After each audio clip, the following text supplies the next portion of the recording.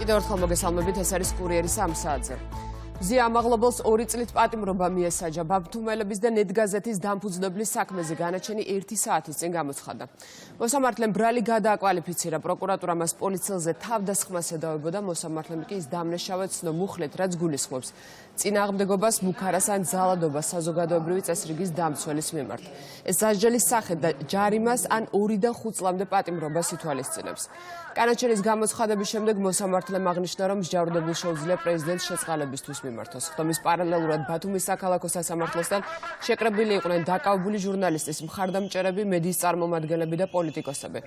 ჟურნალისტი იანვარში საპროტესტო აქციაზე ბათუმის პოლიციის უფროსისთვის ირაკლი დგებუაძისთვის სილის გაწვნის გამო დააკავეს.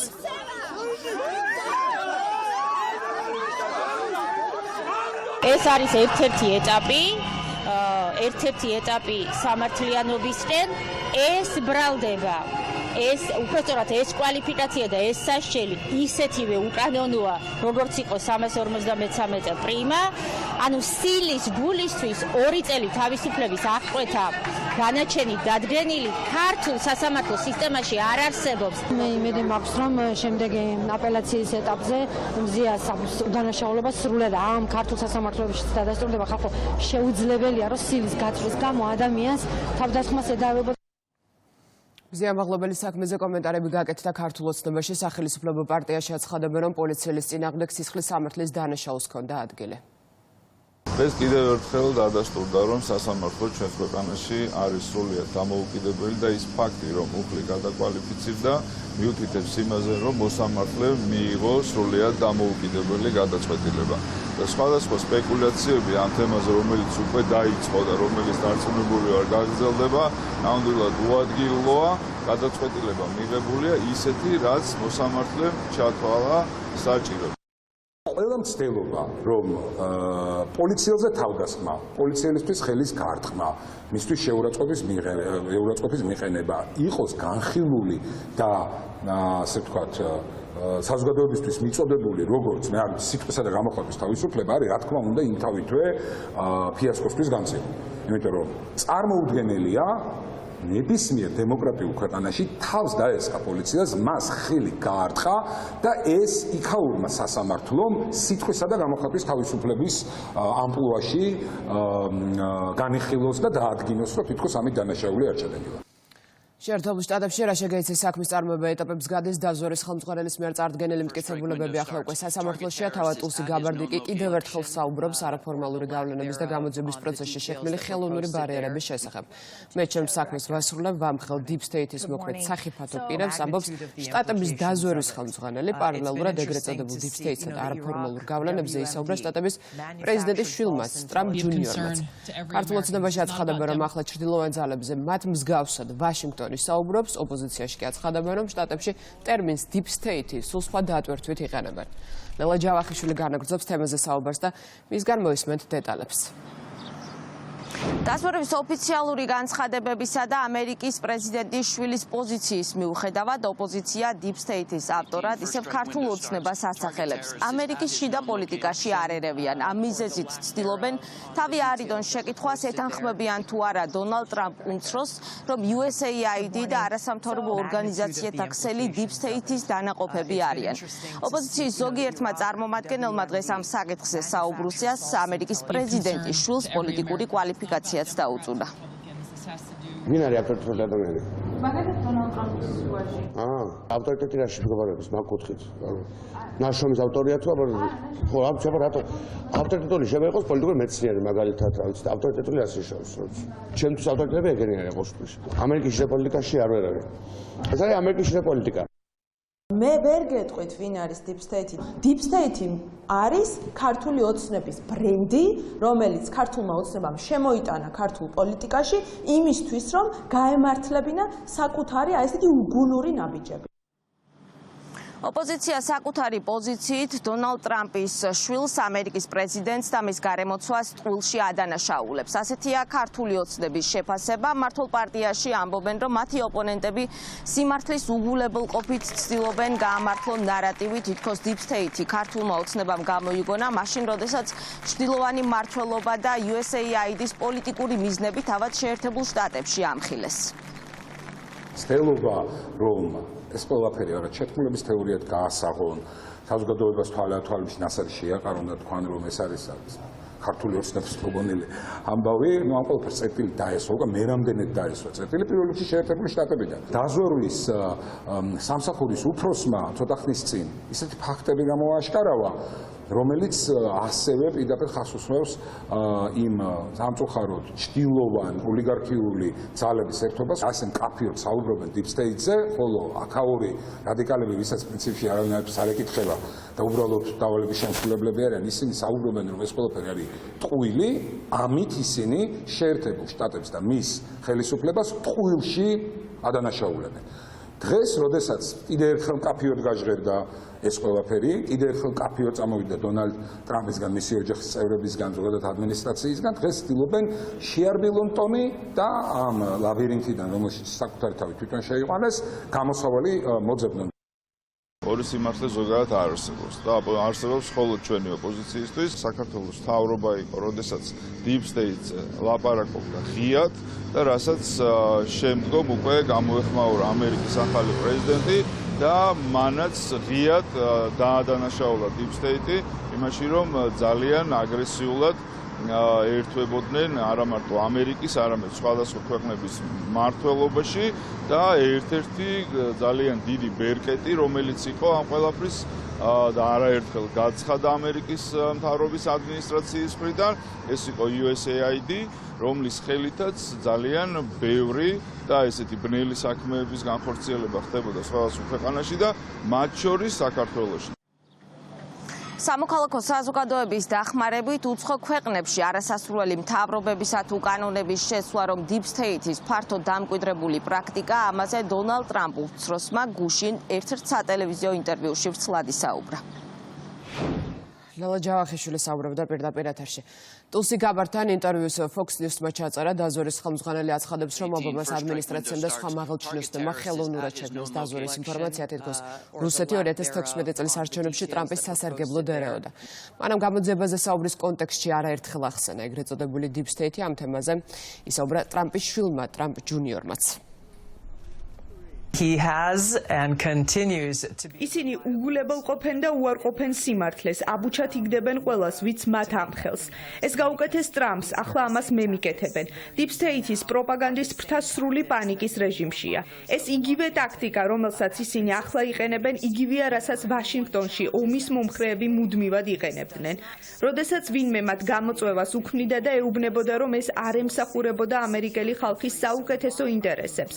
ვინ არის Deep State-ი? რისგან შედგება, ჩვენ ამას რეალურ დროში ვხედავთ.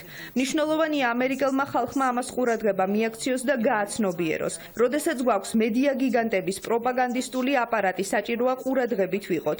გონიერად ვიმოქმედოთ და არ დავიჯეროთ ყველაფერი, რასაც გვეუბნებიან. მე ჩემს საქმეს ვასრულებ, ვამხელ Deep State-ის მოქმედ სახიფათო პირებს, რომლებიც დაზვერვის სტრუქტურებში არიან, იმიტომ რომ ამას ჩვენი ეროვნული უსაფრთხოება მოითხოვს.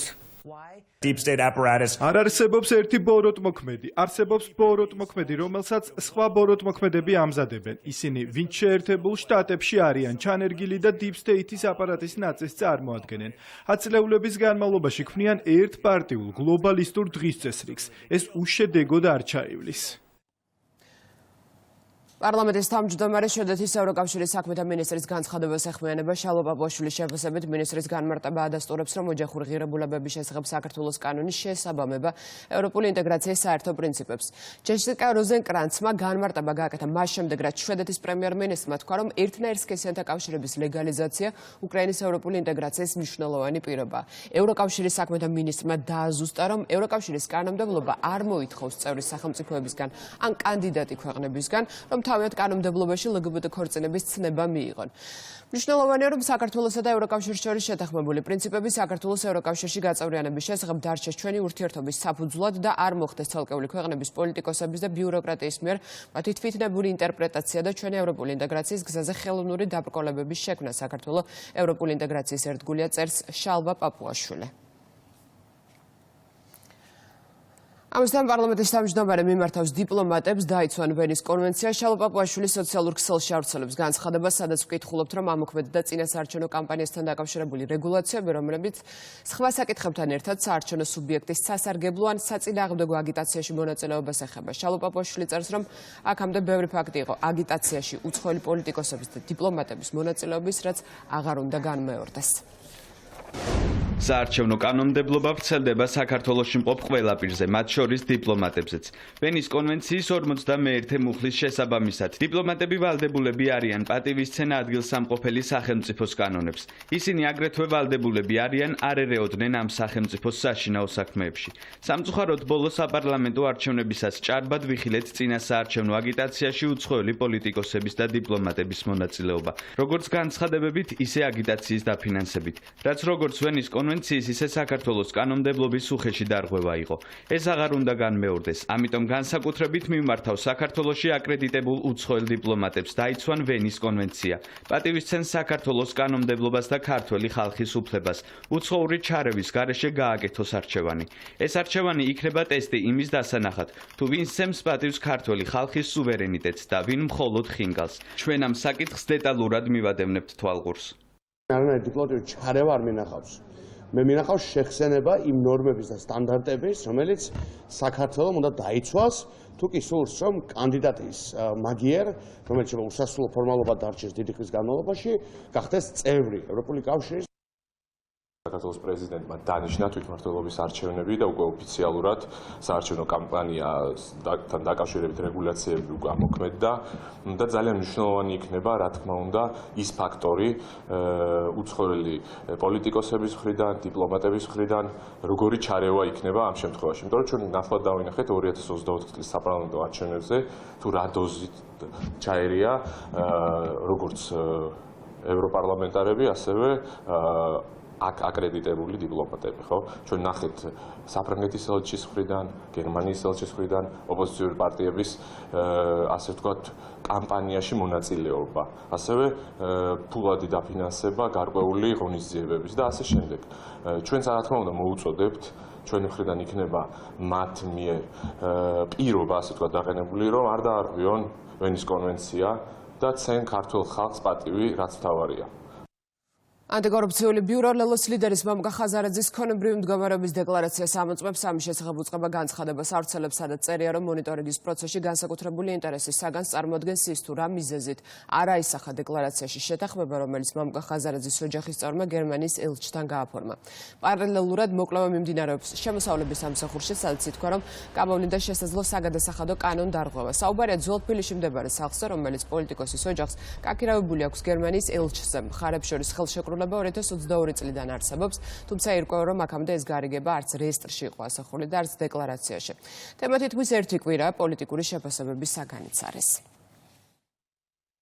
ბიუროს მიერ მიმდინარე მონიტორინგის ფარგლებში ყურადღება ეთმობა დეკლარაციაში მონაცემების ასახვის სიზუსტეს, რომლებიც უკავშირდება მამუკა ხაზარაძის ოჯახის წევრის საკუთრებაში არსებულ უძრავ ქონებასა და აღნიშნულ ქონებასთან დაკავშირებულ ხელშეკრულებებს. განსაკუთრებული ინტერესის საგანს წარმოადგენს ის გარემოება, თუ რა მიზეზით არ აისახა დეკლარაციაში შეთანხმება, რომელიც მამუკა ხაზარაძის ოჯახის წევრმა გააფორმა გერმანიის ფედერაციული რესპუბლიკის ელჩთან. მნიშვნელოვანია გამოიკვეთოს, იყო თუ არა ხელშეკრულების დამალვა მიზანმიმართული, უკავშირდება თუ არა შემოსავლის დაფარვის მცდელობას და რამდენად შეესაბამება ესქმედება კანონით დადგენილ ვალდებულებებს. ამასთანავე ბიურო აგრძელებს პოლიტიკური პარტიების ფინანსური საქმიანობის მუდმივ მონიტორინგს, რაც გულისხმობს შემოწირულობების კანონიერების შეფასებას. ამ კონტექსტში მიმდინარეობს მამუკა ხაზარაძის მიერ დეკლარირებულ შემოწირულობებთან დაკავშირებული გარემოებების შესწავლა, რათა სრული სურათი შეიქმნას პოლიტიკური კორუფციის შესაძლო რისკებთან დაკავშირებით. ეს გამოგონილი სიგიჟე წარმოადგენს სწორედ ამ ორ მიზანს, თავდასხმას გერმანიის ელჩზე და თავდასხმას იმ პროდასალურ კოალიციაზე, რომელიც იბრძვის დღეს აქტიურად ანტიკორუფციულ სააგენტოსთან ერთად. ჩვენ უკვე თავს გვესხმის საქართველოს იუსტიციის სამინისტრო, ჩვენ თავს გვესხმის აღსრულების ეროვნული ბიურო, ჩვენ მოგვივიდა დღეს წერილი, სადაც გვატყობინებს აღსრულების ეროვნული ბიურო, რომ კოალიცია ლელო ძლიერი საქართველოს ოფიციალური საბანკო ანგარიში არის დაყადაღებული. ერთის მხრივ არის კონკრეტული ფაქტები და მტკიცებულებები, რომ მათმა ლიდერებმა დიდი ალბათობით დამალეს გადასახადები და მეორეს მხრივ ჩვენ გვესმის ტყეპტყელი პოლიტიკური განცხადებები. ამის ნაცვლად ჩვენ ვისურვებდით, ყველა ჩვენგანი სხვათა შორის, ყველა ჩვენგანი ვისურვებდით, რომ კონკრეტული მტკიცებულებებით და დასაბუთებით გასცენ პასუხი, რატო არ იხდიდა გადასახადებს, მალავდა თუ არა ამ გადასახადებს, თუ რაში იყო საქმე. საზოგადოებას აქვს ეს კითხვები და ამ კითხვებს ჭირდება პასუხები. ამის ნაცვლად ჩვენ ვისმენთ ისევ ერთი და იგივე ამ ტყელ ფრაზებს, რომ ეს ლელოს წინააღმდეგ პოლიტიკური სვლები, მათთან დაპირისპირება არაფერშუაში არ არის ლელო იქნება თუ ნებისმიერი სხვა პარტია, წინა საარჩევნოდ, განსაკუთრებით წინა საარჩევნოდ, დაფინანსების საკითხი ვიცით, საზოგადოებამ ვიცით, რომ არის გამორჩეული ინტერესის საგანი. აღსრულების ეროვნული ბიურო განცხადებას აქვეყნებს და ეხმიანება ლელოს ინფორმაციას, რომლის მიხედვით ბიურომ პარტიის საბანკო ანგარიში დააყადაღა. უწყების განმარტებით ყადაღა ვრცელდება არა მთლიანად ანგარიშებზე არსებულ თანხებზე, არამედ მხოლოდ სააღსრულებლო ფურცლით განსაზღვრულ თანხაზე, რაც არ აღემატება 1500 ლარს. ამავე განცხადების თანახმად იძულებითია სააღსრულებლო წარმოება სასამართლოს მიერ გაცემული სააღსრულებლო ფურცლის საფუძველზე მიმდინარეობს. სასამართლომ ნიკამელია მოსამართლისათვის წყლის შესხმის საქმეზე კვლავ პატიმრობაში დატოვა. თავად ბრალდებულის ხტომას დღეს არ დაესწრო. დღესვე მოსამართლომ პროკურატურის მტკიცებულებები დასაშვება ცნო. კამამტყუნებელი განაჩენის შემთხვევაში დაკავებულს ჯარიმა ან საზოგადოებისათვის სასარგებლო შრომა ან 1 წლამდე პატიმრობა ემუქრება.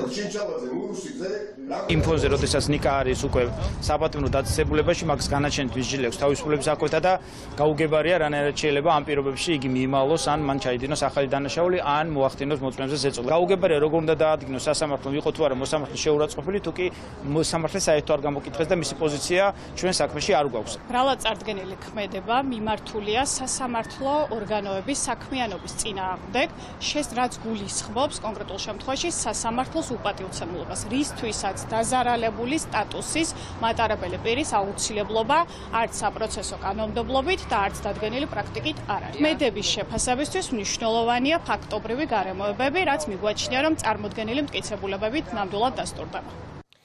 პროკურორი კიდევ ერთხელ განმარტავს, რატომ დაინიშნა ნინო დათაშვილის ფსიქიატრიული ექსპერტიზა. ბრალდების მხარე აცხადებს, რომ საფუძველი გახდა ადვოკატის მიერ წარდგენილი დოკუმენტაცია დაკავებულის ფსიქოლოგიურ არამდგრადობასთან დაკავშირებით.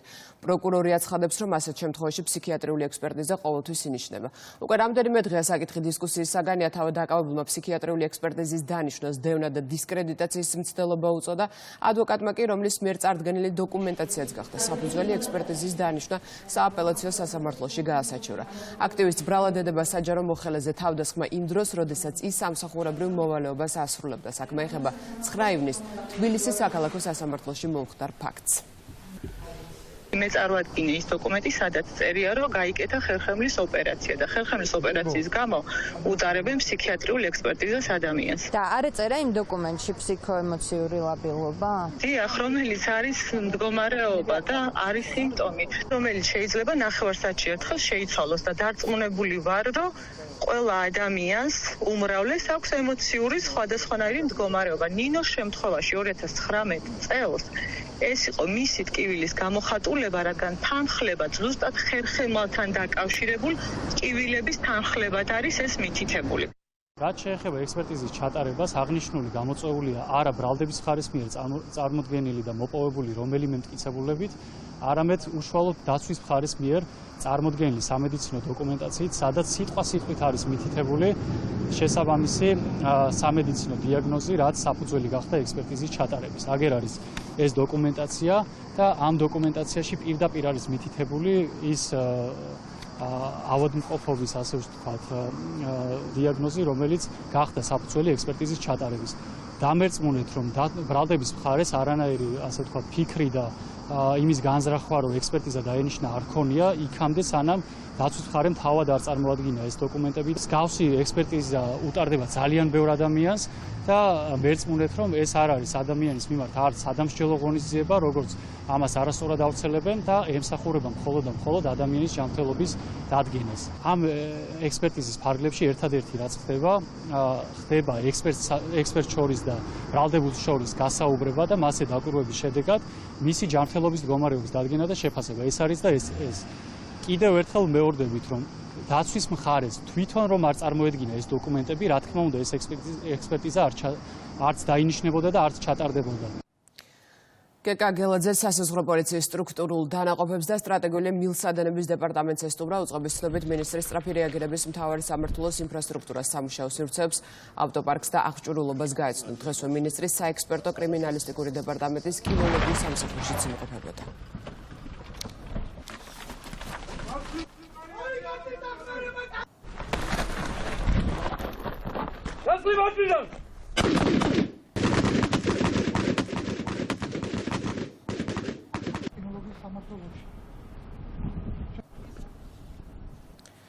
მსოფლიო ბანკმა უსაფრთხოების და დაცულობის ინდექსი გამოაქვეყნა. მსოფლიო რეიტინგში საქართველოს ევროპის საუკეთესო 20-ში კვლევის მიხედვით მსოფლიოში საზოგადოებისთვის ყველაზე უსაფრთხო გარემო სინგაპურშია, ევროპაში კი პირველ ადგილს ისლანდია იკავებს. საქართველოს მსოფლიო რეიტინგში 25 ადგილზე გავიდა, ხოლო ევროპაში მე-14 ადგილზეა. საქართველოს უსაფრთხოების და დაცულობის ინდექსით უსწრებს დიდი შვიდეულის ყველა ქვეყანას, ევროკავშირის და ნატოს წევრ 24 სახელმწიფოს. თბილისის მერმა მუნიციპალურ ინსპექციას დაავალა მშენებლობა დასრულებული კორპუსების ექსპლუატაციაში დროულად მისაღებად. შესაბამისი ღონისძიებები გაატაროს. თემის შესახებ კახა კალაძემ დედაქალაქის მთავრობის ხდომაზე ისაუბრა. მისი თქმით, მუნიციპალიტეტის მიერ შემუშავებული დროებითი წესის ფარგლებში ამჟამად განხილვის პროცესშია 230 მრავალბინიანი საცხოვრებელი კორპუსის ექსპლუატაციაში მიღების საკითხი, რომელიც 10,000-მდე ოჯახს ეხება. ჩვენს მიერ შემუშავებული იქნა მსგავსი სამშენებლო ობიექტების ექსპლუატაციაში მიღების დროებითი წესი, პარლამენტის მხარდაჭერით განხორციელდა საკანონმდებლო ცვლილება და 2023 წლის 27 ივლისამდე ხდებოდა განცხადებების მიღება მსგავსი ობიექტების ექსპლუატაციაში მიღებასთან დაკავშირებით. აღნიშნული წესის ფარგლებში სახელმწიფოს მიერ აკრედიტირებული საექსპერტო ბიუროების დასკვნებისა და უსაფრთხოების ნორმების დაცვის ექსპლუატაციაში დღეის მდგომარეობით უკვე მიღებულია 9 საათი დასრულებული შენობა, რითაც 30,000-მდე ოჯახმა ისარგებლა, რაც ძალიან მაგარია. 30,000 მესაკუთრეს ის საცხოვრებელი კორპუსები, სადაც ისინი ცხოვრობდნენ და წლების განმავლობაში ვერ ახერხებდნენ ექსპლუატაციაში მიეღოთ. ეს პრობლემა უკვე მოგვარებულია, გადაჭრილია, რაც ძალიან მაგარი არის, იმიტომ რომ ფაქტურად უკვე უფლებრივად უნაკლო ქონება აქვთ და რა თქმა უნდა აქვთ იმის საშუალება ისარგებლონ ბინათ მესაკუთრეთა ამხანაგობის პროგრამებით და სხვა მუნიციპალური სერვისებით. დროებით წესის ფარგლებში ამჟამად განხილვის პროცესია 230 მრავალბინიანი საცხოვრებელი კორპუსის ექსპლუატაციაში მიღების საკითხი, რომელიც ეხება 10,000-მდე ოჯახს მესაკუთრეს. ვინაიდან აღნიშნული კორპუსების ცხოვრებლების მხრიდან შემოვიდა არაერთი თხოვნა, ძალიან ბევრი წერილი მინდა დავავალო მუნიციპალურ ინსპექციას მოსახლეობის თხოვნის გათვალისწინებით პროცესის დაჩქარების, აღნიშნული საცხოვრებელი კორპუსების დროულად ექსპლუატაციაში მიღების მიზნით გაატაროს შესაბამისი ყველა საჭირო ღონისძიებები. მათ შორის ადგილზე ობიექტის შეფასების, კანონმდებლობით წარმოსადგენი დოკუმენტაციის მომზადების საჭიროებისა და დამატებითი კონსულტაციების კუთხით.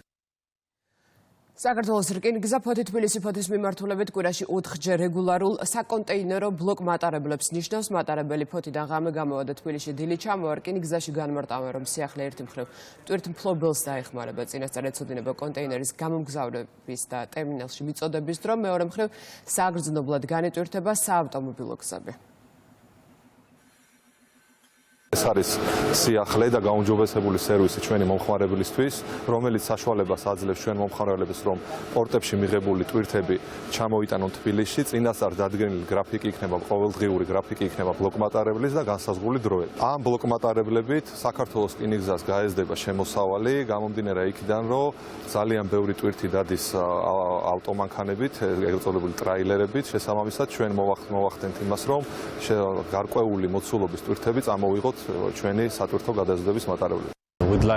მოხარულები ვართ, რომ ფოთიდან და ბათუმიდან მომავალი ბლოკ მატარებლის განრიგი უკვე შედგენილია. ეს სიახლე განხორციელდა საქართველოს მთავრობისა და საქართველოს რკინიგზის მხარდაჭერით და ასევე იმ გუნდის, ვინც აქ მუშაობს. ახლა მიმდინარეობს სპორტის მეორე ფაზის მშენებლობის პროცესი, რომელიც 2026 წლის პირველ კვარტალში უნდა დასრულდეს. ფოთსა და თბილისში შორის რეგულარული საკონტეინერო ბლოკმატარებლების მიმოსვლა უზრუნველყოფს უფრო ჩქარ გადაზიდვას საკონტეინერო გზავნილების ქვეყნის შიგნით. ეს რა თქმა უნდა გაზდის ასევე ფოთის სპორტის ეფექტიანობას და უფრო ნაკლებ ხარჯიანი იქნება ეს გადაზიდვები ქვეყნის შიგნით. ამასთანავე მნიშვნელოვანია ხაზი გაესვას, რომ ეს გადაზიდვები არის ეკოლოგიურად მეგობრული და შესაბამისად ეს არის თანამედროვე გადაზიდვის ფორმა ქვეყნის შიგნით მოწოდების ჯაჭვში. გორცსა და ქარელში მიმდინარე პროექტებს გაეცნო ინფრასტრუქტურის მინისტრი. ოფიციალური ინფორმაციით საოკუპაციო ხაზთან მდებარე სოფელ დვანში ახალი საბავშვო ბაღი ააშენეს, რომელიც 100 აღსაზრდელზეა გათვლილი. ბაღის მშენებლობა იგეგმება სოფელ შინდიშიც, ხოლო ტირძნიში 250 ბავშვზე გათვლილი ბაღი უნდა განაახლო. აშენდა ახალი ბაღი, ჩვენ მაქსიმალურად დიდ ყურადღებას მივაქცევთ ზოგადად ამ რეგიონში ინფრასტრუქტურულ საკითხებს, ინფრასტრუქტურის გაუმჯობესებას და ყველა იმ პროექტის განხორციელებას, რომელიც აქ მოსახლეობისთვის არის საერთოდ მნიშვნელოვანი და აუცილებელი. მუნიციპალური განვითარების ფონდი აღნიშნულ რეგიონში 27 პროექტს ახორციელებს, 27-ვე საბავშვო ბაღების მშენებლობა, საიდანაც 14 უკვე დასრულებულია ან დასრულების ეტაპზეა. ხოლო დანარჩენი 13-ის მშენებლობა, რეაბილიტაციის პროცესი მიმდინარეობს. ახალი სასწავლო წლიდან შესაძლებლობა ექნებათ ბავშვებს, რომ იარონ ახალ გარემონტებულ საბავშვო ბაღში, შენებულ საბავშვო ბაღში, არ მოუწევთ ბავშვებს სხვა საბავშვო ბაღებში სიარული, ასევე ქვენატკოცასა და მოხიში დავათვალიერეთ შენებარე ობიექტები. ჯანმრთელობის განზრახ მძიმე დაზიანების ბრალდებით ერთი პირი დააკავეს აჭარაში. გამოძიების ცნობით ალკოჰოლის ზემოქმედების ქვეშ მყოფმა ბრალდებულმა ურთიერთშელაპარაკების ნიადაგზე მეორე პირს ცივი იარაღის გამოყენებით რამდენიმე ჭრილობა მიაყენა და შემთხვევის ადგილიდან მიიმალა. დაჭრილი სამედიცინო დაწესებულებაში გადაიყვანეს, დანაშაული 7 წლამდე პატიმრობას ითვალისწინებს. უკანონო თევზჭერის ფაქტი დუშეთში მოქალაქე მდინარე ქსანზე ელექტროიარაღს იყენებდა, რაც სისხლის ამართლის დანაშაულია. სამართალ დამრღვევს თევზჭერის აკრძალული საშუალება და უკანონოდ მოპოვებული თევზი ჩამოართეს. 2025 წელს მსგავსი 488 ფაქტი გამოავლინეს.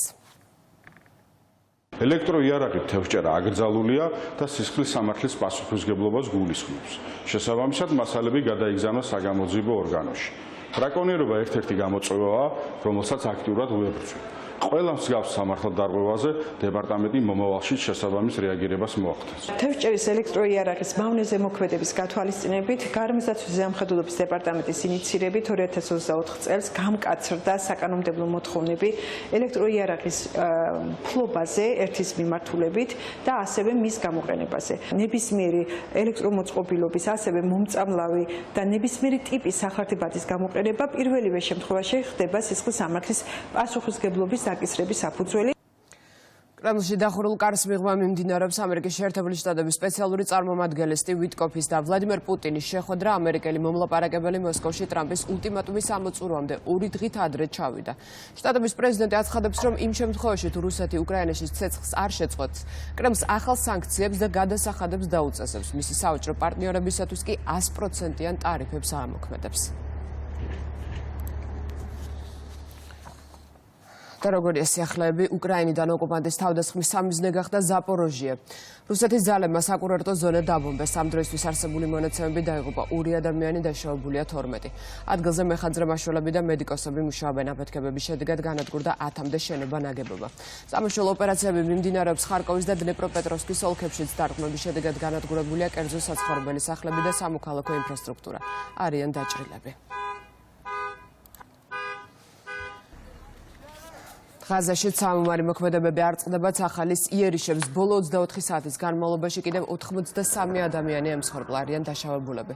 საერთაშორისო საზოგადოების მოწოდებების მიუხედავად ამ ეტაპზე ისრაელსა და ტერორისტულ ორგანიზაცია ჰამას შორის ცეცხლის შეწყვეტის მოლაპარაკებები ჩაშლილია.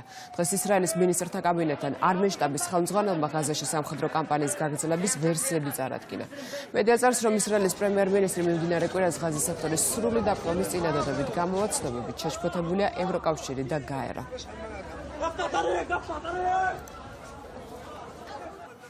თელ-ავივში ანტისამთავრობო დემონსტრაცია გაიმართა. აქციის მონაწილეები ქვეყნის პრემიერ-მინისტრის გეგმას აპროტესტებენ, რომელიც ღაზის სექტორის სრულ დაკავებას ითვალისწინებს.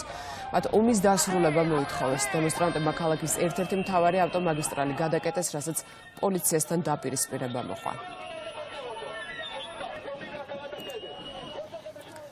2000-ზე მეტი მეხანძრე მაშველია მობილიზებული ოდის დეპარტამენტში საფრანგეთის სამხრეთ-დასავლეთით მდებარე რეგიონში ტყის ხანძარმა 11000 ჰექტარი ტერიტორია გაანადგურა.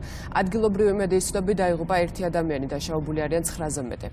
მათ შორის რამდენიმეს მდგომარეობა არის მძიმე. ეს არის კურიერი 3-ზე რეკლამის შემდეგ კვლავ პირდაპირ ეთერში ვართ. მრავალ ეროვნული საერთაშორისო სწავლებამ მტკიცე სული 2025 დასრულდა. ოფიციალური დახურვის ცერემონია ვაზიანში საბრძოლო მომზადების ცენტრის სამწყობრო მოედანზე გაიმართა. სწავლებაში მონაწილე სხვადასხვა ქვეყნის სამხედრო მოსამსახურეებს სიტყვით მიმართეს თავდაცვის ძალების მეთაურის მოადგილემ და ჯორჯიის შტატის ეროვნული გვარდიის გაერთიანებული შტაბის მეთაურმა. ღონისძიებას საქართველოს თავდაცვის ძალების და შტატების საელჩოს წარმომადგენლები დაესწრნენ.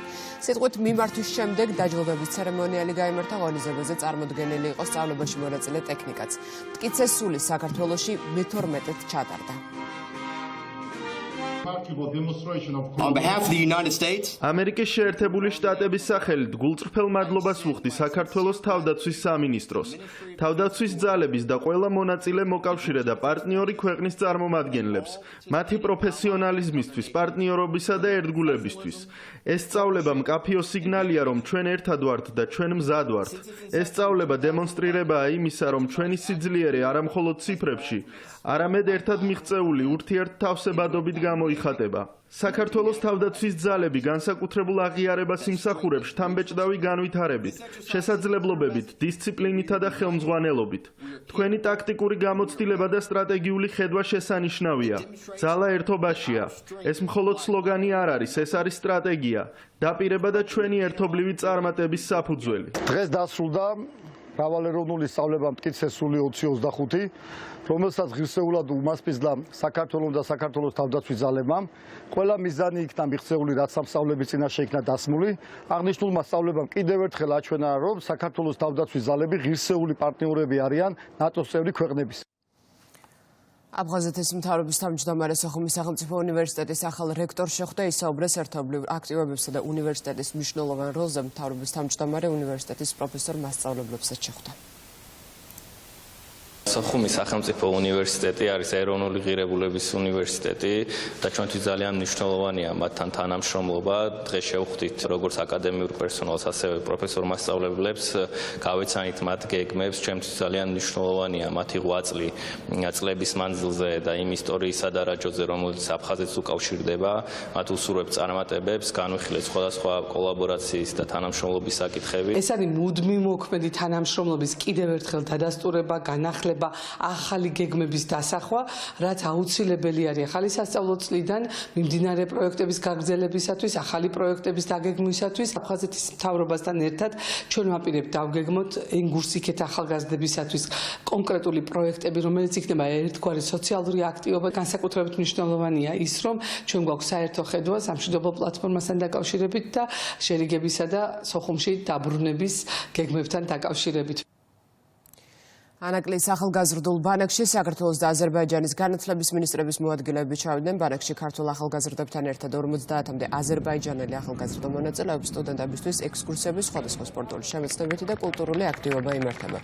ივლისში ქართველი ახალგაზრდები აზერბაიჯანის ბანაკებში იმყოფებოდნენ. ანაკლის ახალგაზრდული ბანაკი მასპინძლობს აზერბაიჯანელ ახალგაზრდებს ქართულ ახალგაზრდებთან ერთად. ერთი თვის წინ ქართველმა ახალგაზრდებმა მიიღეს მონაწილეობა აზერბაიჯანში ანალოგიურ ახალგაზრდულ ბანაკში თავიანთ თანატოლებთან ერთად და მსგავსი ინიციატივები ძალიან მნიშვნელოვანია მეგობრული ურთიერთობების დამყარებისთვის და საომავლოდ დარწმუნებული ვარ მათი ურთიერთობები და მათი მეგობრობა კიდევ უფრო გაგრძელდება. დღევანდელი ბანაკი ორი ქვეყნის ლიდერების ილჰამ ალიევისა და ირაკლი კობახიძის დამსახურებით მოიწყო. ბანაკების ძირითადი მიზანი ორი ქვეყნის ახალგაზრდების დაახლოება და ერთმანეთის გაცნობა. ამჟამად ჩვენ საქართველოს განათლების სამინისტროსთან ვსჯელობთ სამომავლო გეგმებზე. შევხვდი მინისტრს, ვისაუბრეთ და შევთანხმდით, რომ უახლოეს მომავალში სამოქმედო გეგმა გვექნება. სპორტის მინისტრმა საქართველოს ახალგაზრდულ პარალიმპიურ ნაკრებს ევროპის პარათამაშებზე მიღწეული ისტორიული წარმატება მიულოცა. ნაკრებმა 2 ოქროს, 1 ვერცხლის და 1 ბრინჯაოს მედალი მოიპოვა. ამ შედეგით საქართველოს 33 მონაწილე ქვეყანას შორის მე-12 ადგილს იკავებს. ნაკრებმა ტურნირზე სპორტის სამინისტროს მხარდაჭერით ისტორიაში პირველად იასპარეზა.